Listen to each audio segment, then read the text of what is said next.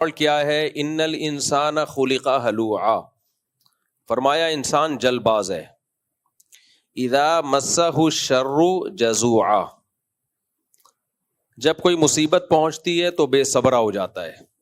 وَإِذَا مَسَّهُ الْخَيْرُ مَنُوعًا، اور جب خوشیاں آتی ہیں، پیسہ آتا ہے، دولت آتی ہے، تو روکنے لگتا ہے اپنے ہاتھ کو، یعنی اترانے لگتا ہے اور کنجوسی کرنا شروع کر دیتا ہے کہ چلا نہ جائے کہیں میرے ہاتھ سے یہ. حالانکہ یہ دونوں خصلتیں ان لوگوں پہ سوٹ کرتی ہیں جو خدا کو نہیں مانتے. جو خدا کو نہیں مانتے نا، ان میں تو یہ چیز، یہ ایتھیس لوگوں میں ایسا ہو سکتا ہے، ہونا چاہیے، کیونکہ وہ ہر چیز کو اسباب کے ساتھ جوڑتے ہیں. وہ کہتے ہیں بھائی اللہ کچھ کوئی بھی نہیں، لہذا جب کوئی دولت آئے گی ان کے پاس تو وہ اس کو روکیں گے اس خوف سے کہ خرچ کرنے سے ختم ہوتی ہے. اور جب ان کے پاس کوئی غم آئے، کوئی پریشانی آئے، کوئی مصیبت آئے تو دل برداشتہ ہوں گے، کیونکہ وہ نہیں سمجھتے کہ اب یہ غم ہم سے دور ہو سکتا ہے. آج دنیا جتنی پریشانیوں میں مبتلا ہے، جتنی ٹینشنیں ہیں، ان کی بیس یہی ہے. یعنی خوشی آنے کے بعد بھی خوش نہیں ہوتے کہ یار چھن نہ جائے یہ خوشی، اور غم آنے کے بعد تو ویسے ہی ٹینشن میں ہوتے ہیں کہ یہ کیا ہے غم میں. ان آیتوں پہ تو میں کئی ہفتے مسلسل درس دے چکا ہوں، اب تو میں تھوڑا تمہید کے طور پر تھوڑا سبق تازہ ہو جائے نا آپ لوگوں کا. اور یہ مضمون اتنا اہم ہے کہ دل چاہتا ہے بار بار اسی ٹاپک پر ہی بیان کرتا رہوں. ہمارے حضرت فرمایا کرتے تھے کچھ چیزیں ایسی ہیں کہ کرائٹیریا ہوتی ہیں، وہ معیار ہوتی ہیں کسی کی دینداری کو ناپنے کے لیے. تھرمامیٹر کا کام دیتی ہیں وہ. آپ نے کسی کے ماتھے پہ ہاتھ رکھا، بعض دفعہ وہ ماتھا دھوپ سے گرم ہو جاتا ہے تو آپ کو دھوکا ہو سکتا ہے کہ شاید اس کو بخار ہے، حالانکہ وہ بخار نہیں ہوتا، وہ توے پہ بیٹھ کے آیا ہوتا ہے.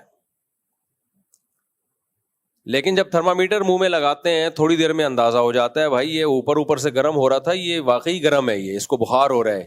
تو تھرمامیٹر سے پتہ چلے گا کہ یہ اندر سے بخار ہے یا نہیں ہے، یہ اندر سے گرم ہے یا نہیں ہے.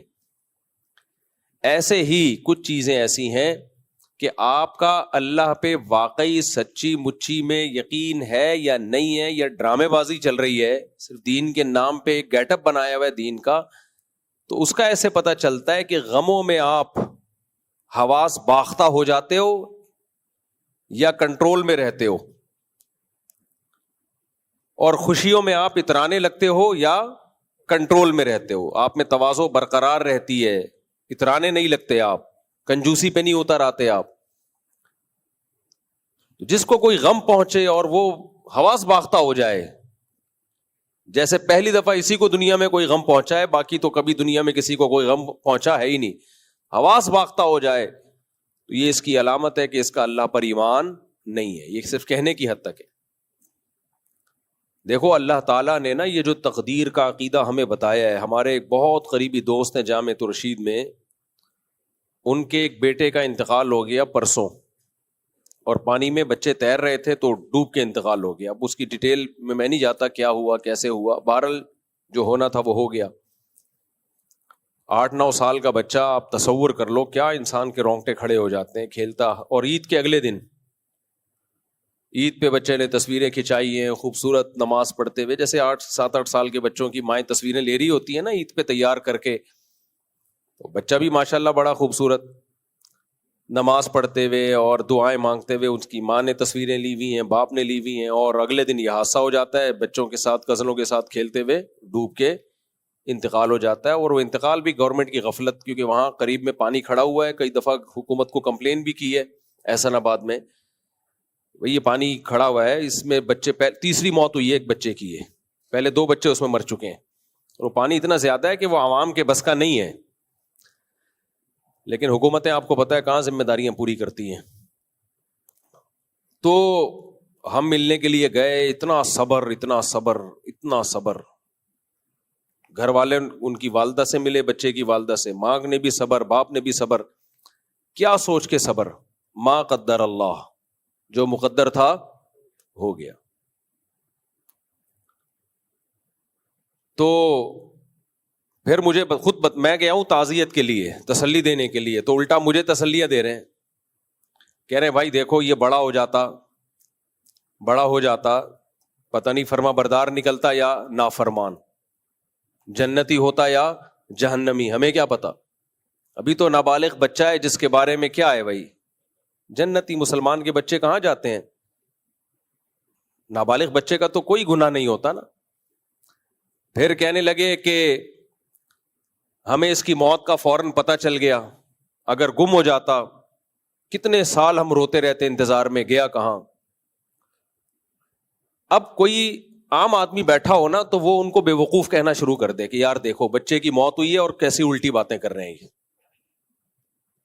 اچھا پھر کہنے لگے تیسری بات ہی، اگر بیمار ہوتا ہمارا علاج پہ معلوم نہیں کتنا خرچہ ہو جاتا، طویل عرصے بیمار ہو کے موت واقع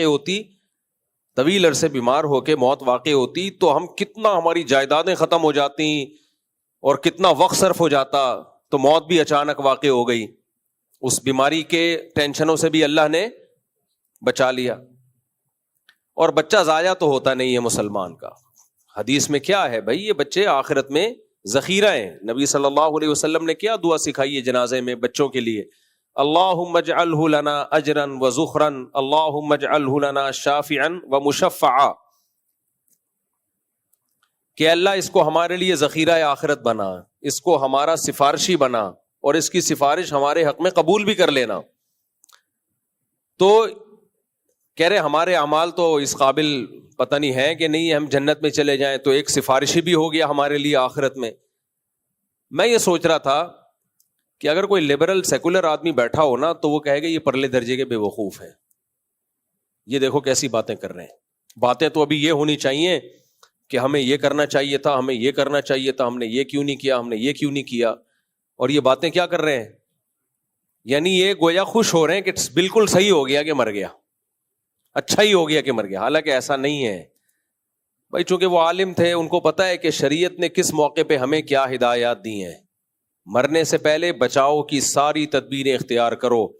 اسی طرح کسی حادثے سے کوئی مر گیا، آئندہ کے لیے احتیاط کرو کہ بھائی دوبارہ کوئی ایسا حادثہ نہیں ہونا چاہیے، یہ سارے کام کرو۔ لیکن جو کام ہو گیا ہے اس میں اسلام کیا کہتا ہے، اس میں اسلام کہتا ہے جو ہو گیا تو نبی نے فرمایا کہ لو کا جو لفظ ہے، اگر یہ کر لیتا تو یوں ہوتا، اگر یوں کرتا تو یوں ہوتا، آپ نے فرمایا یہ اگر کا لفظ شیطان کا لفظ ہے۔ یہ لِيَجْعَلَ اللَّهُ ذَلِكَ حَسْرَةً فِي قُلُوبِهِمْ، اللہ نافرمانوں کو یہ سب کہنے کی توفیق دیتا ہے، اگر ہم یوں کر لیتے تو یوں ہو جاتا، یوں کر لیتے تو یوں۔ اللہ کہتے ہیں یہ اس لیے تاکہ ان کا غم اور زیادہ بڑھے، جو ہونا تھا وہ تو ہو گیا، یہ سوچ سوچ کے غمزدہ ہوتے رہیں۔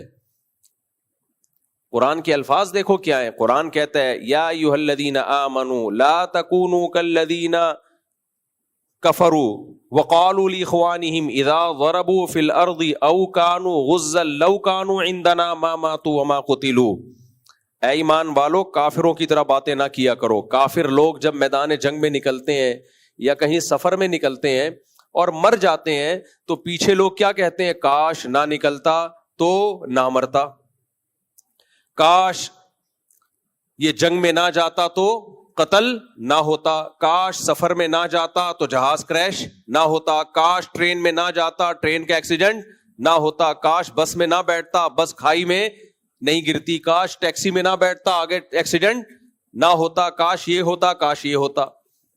اللہ کہتے ہیں یہ باتیں کون کرتا ہے، بولو نا کیا ہو گیا، مسلمان کرتے ہیں نہ، اللہ کہتے ہیں کافر کرتے ہیں، ان کو کرنے دو۔ یہ باتیں کس پہ سوٹ کرتی ہیں، کافروں کو پشتو میں کہتے ہیں کافر کا بچہ، یہ کس پہ سوٹ کرتی ہیں باتیں، کافر کے بچے پہ، مسلمان پہ یہ بات سوٹ نہیں کرتی۔ مسلمان پہ کیا بات سوٹ کرتی ہے، قرآن کہتا ہے، مسلمان کہتا ہے واللہ یحیی و یمیت، بھائی موت زندگی کس کے ہاتھ میں ہے، اللہ کے ہاتھ میں۔ جب اللہ نے مارنا ہوتا ہے تو ٹرین کو بھی ٹکر دلوا دیتا ہے، کھائیوں میں بھی گرا دیتا ہے، بچے ڈوب بھی جاتے ہیں، کرنٹ بھی لگتے ہیں، سب کچھ ہوتا ہے۔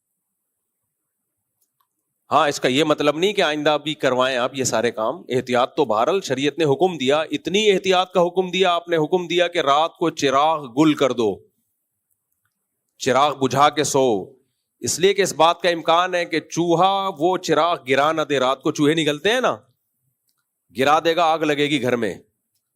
تو احتیاطیں تو بہت زیادہ حکم دیا. ایک صحابی بیٹھے ایسے کنکر، نہیں ہم کنکر پھینک رہے ہوتے ہیں مذاق میں، آپ نے فرمایا یہ کسی کی آنکھ پھوڑ سکتا ہے، یہ کنکر اس سے کوئی فائدہ نہیں ہے، ایسے لغو کام مت کرو.